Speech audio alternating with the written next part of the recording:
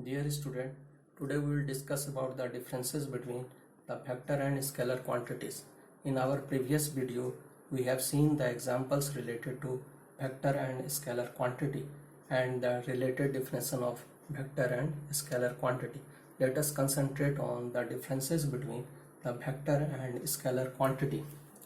Vector quantity, as we have seen, it has having both magnitude and direction.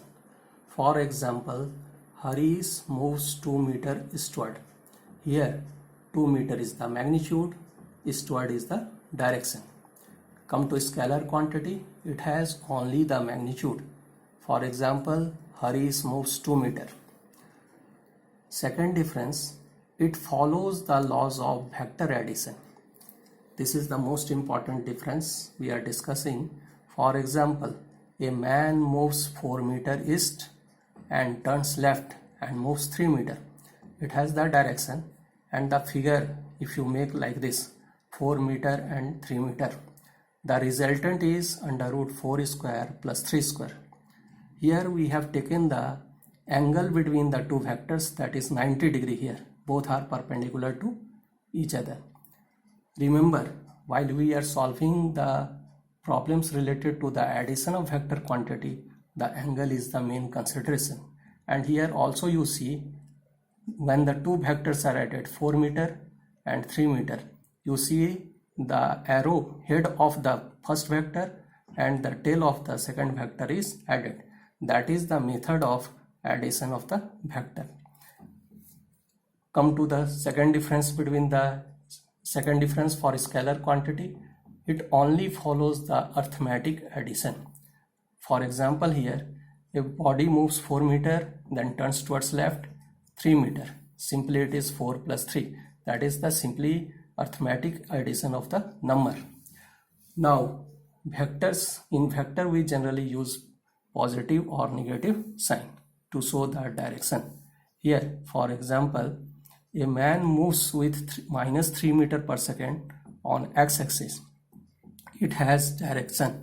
Why I am telling you it has the direction? Because here I have used the sign negative. On x-axis it is moving, that means it is moving on the negative x-axis. And since it has the direction, therefore it will become the velocity. Because in previous example we have seen so many examples that meter per second is the either unit of speed or velocity. And since it has direction, therefore it will become velocity. In scalar quantity, it has only the positive sign. Some exceptions are there. For example, temperature, it has both the signs, that is positive and negative. Positive sign, I have telling just like plus 20 degrees Celsius, minus 20 degrees Celsius. Only temperature has both the types of sign. Suppose when we solve the question related to work, in work the formula is generally force into displacement. Sometimes negative sign is coming due to the angle between the force and displacement.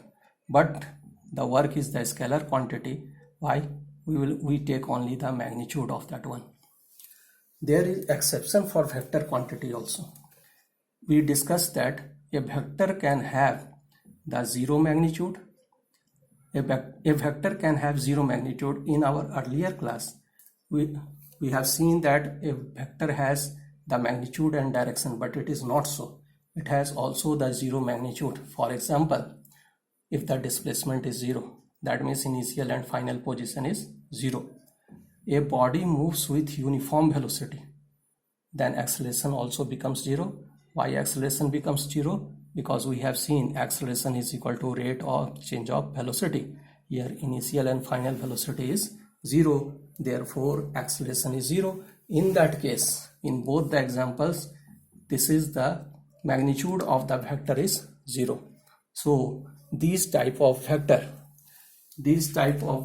whose magnitude is 0 is also known as null vector or zero vector.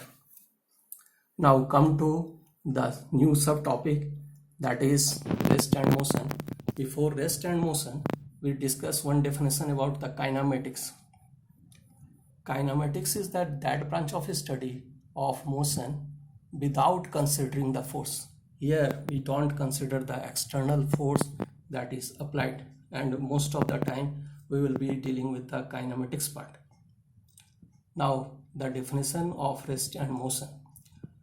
Simply motion definition is given here. If position of the particle or body changes with time, here I am using the word position, be careful about that one, then it is known as the body is in motion. For example, a body starts from 0 position and moves up to 2 meter in 2 seconds. Here the position of the body changes from 0 to 2 meter in 2 seconds, therefore the body is in motion. Now rest. If the position of the body does not change with time, then the body is said to be rest.